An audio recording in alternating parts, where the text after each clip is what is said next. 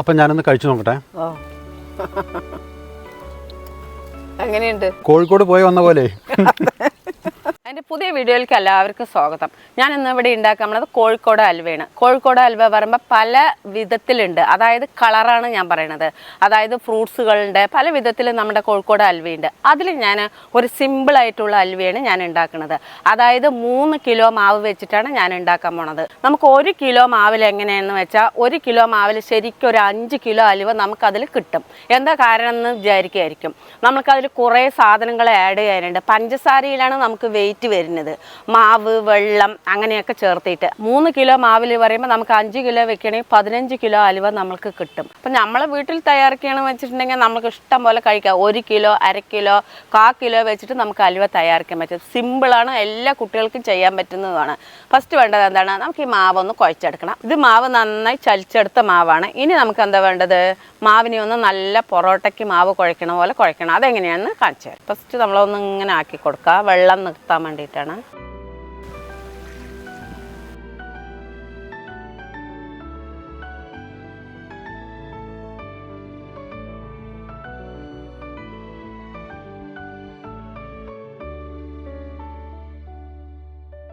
മാവ് കുഴക്കണ സമയത്ത് ഇത്തിരി വെള്ളം കൂടി പറഞ്ഞ് പേടിക്കുകയൊന്നും വേണ്ട. എന്താണെന്ന് വെച്ചിട്ടുണ്ടെങ്കിൽ വെള്ളം കൂടിയാലും കുഴപ്പമില്ല, നമ്മത് വെള്ളത്തിലിടുന്നത് തന്നെയാണ്. ഇതിൽ നമുക്ക് 1 കുടം വെള്ളം ഒഴിച്ചു കൊടുക്കാം. ഇനി നമുക്ക് ഈ വെള്ളത്തിൽ മാവിനെ ഇട്ട് കൊടുക്കാം. ഒന്ന് നല്ല പോലെ ഇളക്കി കൊടുക്കാം.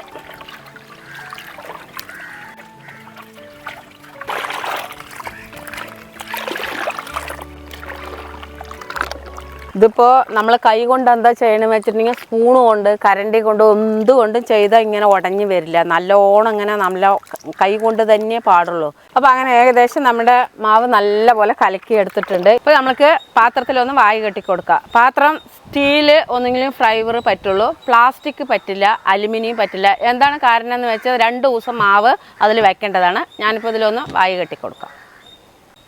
ഇതുപോലെ വെള്ള തുണിയായിരിക്കണം, തോർത്തുമുണ്ട് പാടില്ല.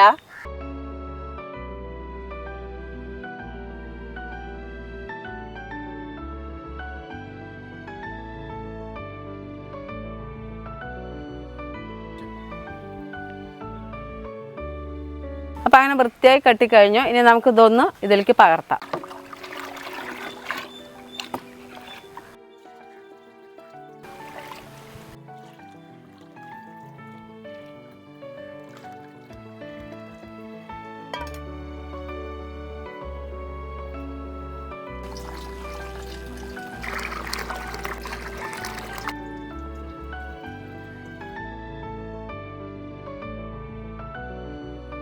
അപ്പോൾ ഇത്രയും വേസ്റ്റാണ് നമ്മൾക്ക് വന്നത്. ഇത് നമുക്ക് നീക്കം ചെയ്യാം.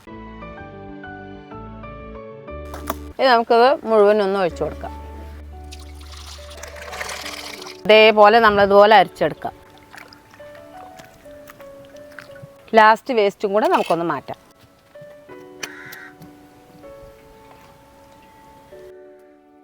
ഒരു 3/4 കിലോ ഉണ്ടാവും, നോക്കിക്കോളൂ. ഇതാ ഇത്രയും വേസ്റ്റാണ് നമുക്ക് കിട്ടിയിരിക്കുന്നത്. ഇനി ഇത് നമുക്ക് ഉപയോഗിക്കാൻ പറ്റില്ല, ഇത് കളയാനേ പറ്റുള്ളൂ. നമുക്കിനി ക്ലിപ്പൊക്കെ ഒന്ന് അഴിച്ചിട്ട് വെള്ളം എങ്ങനെയാണെന്ന് ഒന്ന് കാണിച്ചു തരാം.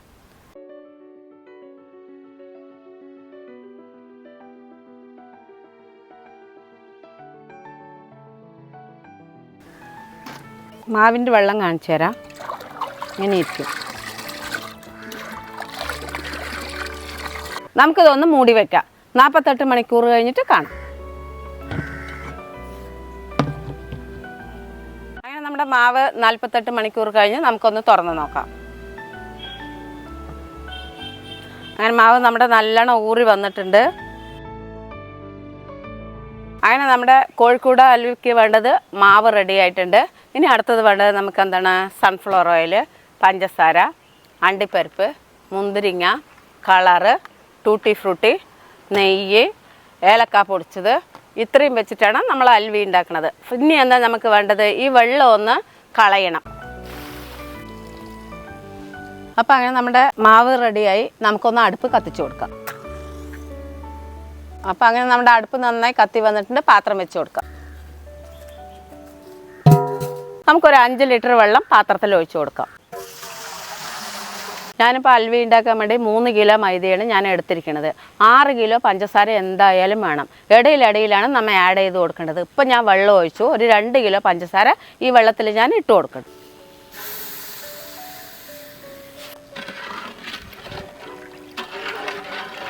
ഇതൊന്ന് നല്ലപോലെ തിളക്കട്ടെ, നമുക്ക് മൂടി വെക്കാം. വെള്ളം തിളച്ചോന്ന് തുറന്ന് നോക്കാം. ഇനി വെള്ളം നല്ലപോലെ തിളക്കുന്നുണ്ട്. നമുക്കൊന്ന് മാവ് ഒഴിച്ച് കൊടുക്കാം.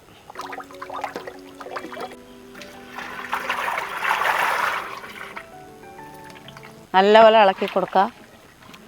എണ്ണ ഒഴിച്ച് കൊടുക്കാം. എണ്ണയൊരു 3 ലിറ്റർ ഒഴിച്ച് കൊടുക്കുന്നുണ്ട്.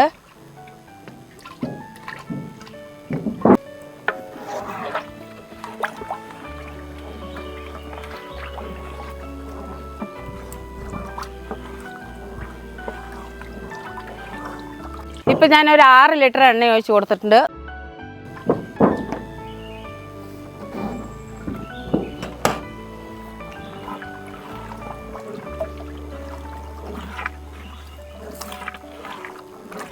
എണ്ണയായാലും പഞ്ചസാര ആയാലും ഇടയ്ക്ക് ഇട്ട് കൊടുക്കണം. നമ്മൾക്ക് പഞ്ചസാര എന്തായാലും ഒരു 6 കിലോ ഇതിൽ വേണ്ടതാണ്. ഇടയിലിടയിലേ നമ്മൾ ഇട്ട് കൊടുക്കാൻ പറ്റുള്ളൂ. ഇപ്പം ഞാൻ കുറച്ചും കൂടെ പഞ്ചസാര ഇട്ട് കൊടുക്കുന്നുണ്ട്.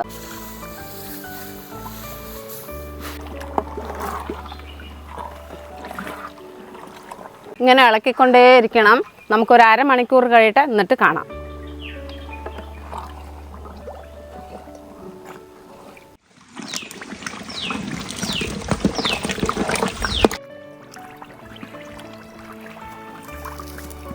അപ്പം നല്ല അങ്ങനെ മൂത്ത് വന്നുകൊണ്ടിരിക്കുന്നുണ്ട്. നമുക്കിതിൻ്റെ എണ്ണയൊന്ന് തെക്കിയെടുക്കണം. പാത്രം ഒന്ന് ഇറക്കി വയ്ക്കാം.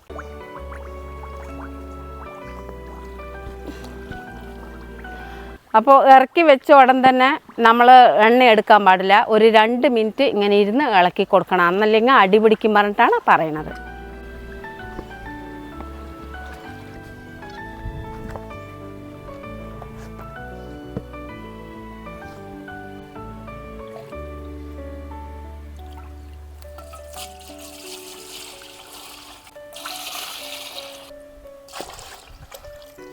എണ്ണ അതിൽ ഒരുപാട് മുക്കിയെടുക്കാൻ പറ്റില്ല. നമുക്ക് കളറിട്ട് കൊടുക്കേണ്ടതാണ്. അപ്പോൾ കുറച്ച് ഇതിൽ എണ്ണ വെക്കേണ്ടതാണ്.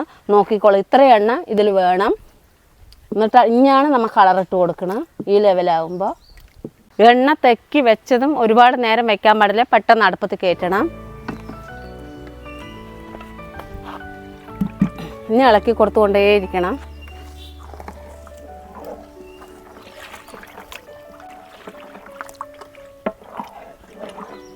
അപ്പോൾ അങ്ങനെ കളറിടാൻ സമയമായി. നമുക്ക് കളറൊന്ന് കലക്കി വെക്കാം.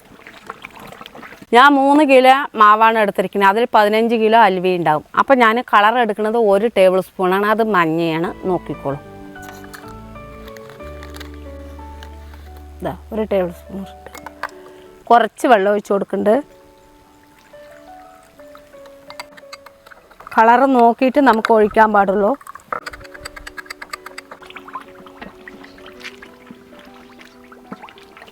ഇനി നമുക്ക് കളർ ഒഴിച്ച് കൊടുക്കാം.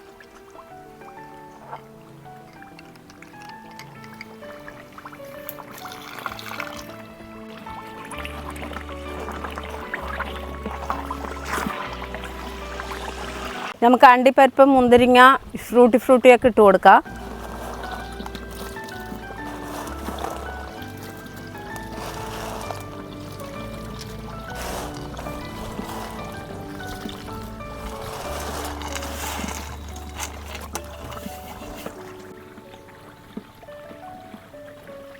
നമ്മൾ അൽവയിൽ അണ്ടിപ്പരിപ്പ്, മുന്തിരിങ്ങ ഇട്ട് കൊടുക്കുമ്പോൾ ഇറക്കണതിൻ്റെ മുന്നേ ഒരു 15 മിനിറ്റിൻ്റെ മുന്നേ നമ്മൾ അണ്ടിപ്പരിപ്പ്, മുന്തിരിങ്ങ ഇട്ട് കൊടുക്കണം. ഇല്ലെങ്കിൽ എന്താണെന്ന് വെച്ച് നേരത്തെ ഇട്ട് കൊടുത്താൽ കരിയാനുള്ളൊരു സാധ്യതയുണ്ട്. അതുകൊണ്ടാണ് പറയുന്നത്.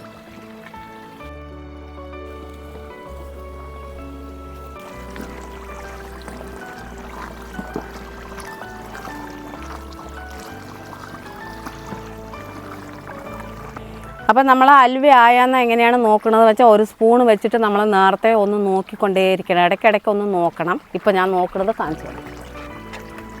ഇങ്ങനെ നമ്മൾ എടുക്കുക.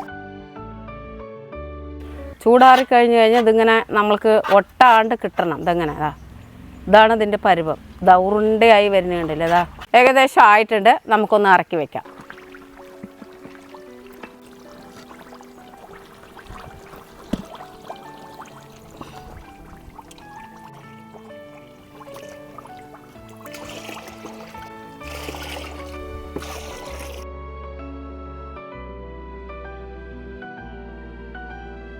നെയ്യ് ഒഴിച്ചു കൊടുക്കുക. അതായത് ഒരു തവി ഒഴിക്കുന്നുണ്ട്.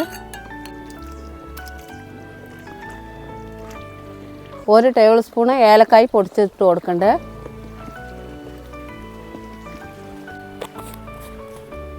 ഞാനൊരു മരത്തിൻ്റെ ബോക്സാണ് എടുത്തിരിക്കുന്നത്. കവറൊക്കെ ഇട്ടിട്ട് നമുക്കിതിലൊന്ന് അണ്ടിപ്പരിപ്പിട്ട് കൊടുക്കാം. ഇനി നമ്മൾക്ക് അൽവ കോരി നമ്മുടെ ബോക്സിലാക്കാം.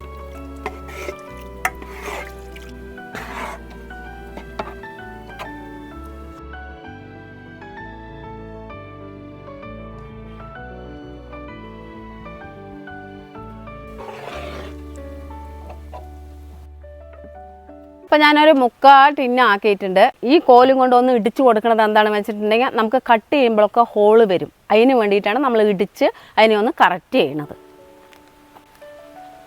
ഒരുപാട് പ്രസ് ചെയ്യൊന്നും വേണ്ട, എന്നാലും ഒന്ന് ഇങ്ങനെ പ്രസ് ചെയ്യണം.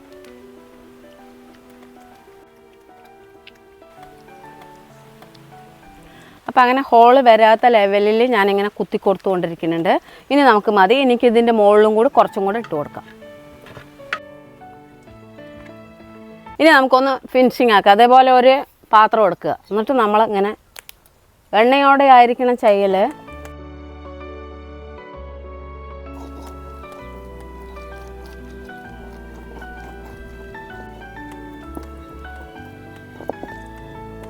അങ്ങനെ നമ്മുടെ ഇത് ഫിനിഷിങ് ആയി. നമുക്കിതൊന്ന് മൂടി വയ്ക്കാം.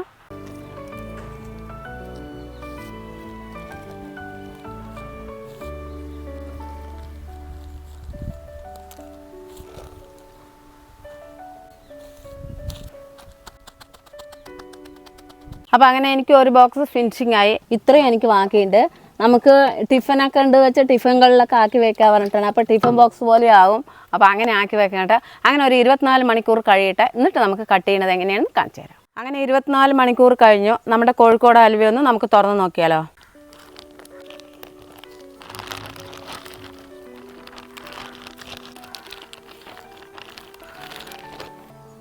സെറ്റായിട്ടുണ്ട്.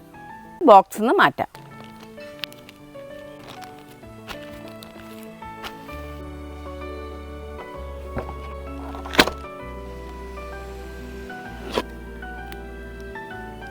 അപ്പോൾ അലുവയൊക്കെ നമ്മുടെ അങ്ങനെ സെറ്റായിട്ടുണ്ട്. നമുക്ക് ഈ കവറൊക്കെ ഒന്ന് എടുക്കാം കട്ട് ചെയ്യാൻ.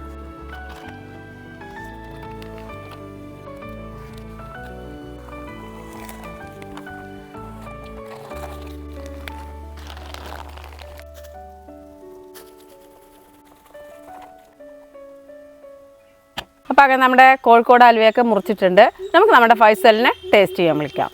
അപ്പൊ പുഷ്പ ചേച്ചി അടിപൊളിയായിട്ട് കോഴിക്കോട് ഹൽവയൊക്കെ ഉണ്ടായി കഴിഞ്ഞു അല്ലേ? അടിപൊളിയായിട്ട് ഉണ്ടാക്കി. ഇനി കോഴിക്കോടൊന്നും വാങ്ങാൻ പോണ്ട. നമ്മുടെ എത്ര കിലോ വേണമെങ്കിൽ നമ്മുടെ വീട്ടിലേ തയ്യാറാക്കാം. ഒരുപാട് ബസ്സിന് പൈസ ലാഭിച്ചു. അപ്പൊ ഇവിടെ തന്നെ ഉണ്ടാക്കാം. ഓ, എന്തായാലും നല്ല ലാഭം ഉണ്ടാക്കുമ്പോ നമ്മള് കടയിൽ നിന്ന് വാങ്ങിക്കുന്നതിനേക്കാളൊക്കെ ഇരട്ടി ലാഭമാണ് അല്ലേ? അതെ. പിന്നെ അത് ഇഷ്ടപ്പെടാത്തവർ ആരുമില്ല. അതെ അതെ. ഏകദേശം എത്ര കാലം ഇരിക്കും ഇത്? ഏകദേശം 2 മാസം വരയ്ക്ക് പുറത്തിരിക്കും.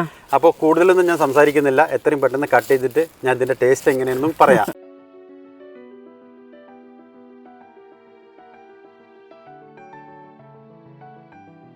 അപ്പം ഞാനൊന്ന് കഴിച്ചു നോക്കട്ടെ.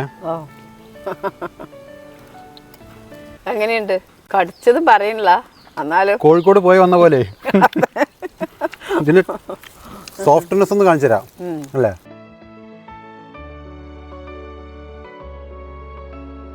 അതാണ്. ഇനി നീ കോഴിക്കോട് പോയി വാങ്ങണ്ട. നമ്മുടെ കുട്ടികൾക്ക് എല്ലാവർക്കും ഇനി നമ്മുടെ വീട്ടിൽ തയ്യാറാക്കാൻ പറ്റിയതാണ്. എളുപ്പ പണിയാണ്. പിന്നെന്താ പറയുള്ളൂ, എല്ലാ കുട്ടികളും ഇത് ഉണ്ടാക്കി പഠിക്കുക. നമ്മുടെ വീട്ടിൽ വിശേഷങ്ങൾക്കൊക്കെ നമുക്ക് ഇപ്പോൾ വിശേഷത്തിന് പോയിട്ടൊന്നും മേടിക്കണ്ട. നമ്മുടെ വീട്ടിൽ തന്നെ നമുക്ക് നല്ല ടേസ്റ്റി ആയിട്ട് ഉണ്ടാക്കാൻ പറ്റും. എല്ലാവർക്കും കഴിക്കാൻ കൊടുക്കാൻ പറ്റും. അതായത് കുട്ടികൾക്ക് കൊടുക്കുമ്പോൾ ഇത്തിരി ശ്രദ്ധിക്കണം. കാരണം ഇത് അടയ്ക്കാൻ സാധ്യതയുള്ളതുകൊണ്ട് ഒരു 6-7 വയസ്സായ കുട്ടികൾക്കൊക്കെ നമ്മൾ അരത്തിരുന്ന് ചെറിയ പീസ് കൊടുക്കാം. മറ്റുള്ളവരൊക്കെ വൃത്തിയായി കഴിക്കുക. അതേപോലെയൊക്കെ ഉണ്ടാക്കുക. പല്ലില്ലാത്തവർക്കോ? പല്ലില്ലാത്തവർക്ക് കൊരട്ടത്ത് വെച്ചിട്ട് ഉണ്ടാകാതിരിക്കുക. ശരി. അപ്പൊ ഈ വീഡിയോ നിങ്ങൾക്ക് ഇഷ്ടപ്പെട്ടെന്ന് വിചാരിക്കുന്നു. അപ്പൊ ഇഷ്ടപ്പെട്ടാൽ എല്ലാവരും അലുവ നിങ്ങളുടെ വീട്ടിൽ ട്രൈ ചെയ്ത് കമന്റ്സിലൂടെ ഞങ്ങൾ അറിയിക്കണം. അപ്പൊ അടുത്ത പാടി കിച്ചന്റെ പുതിയ വീഡിയോ വരുന്നവരെയും എല്ലാവർക്കും പാടി കിച്ചന്റെ ബൈ.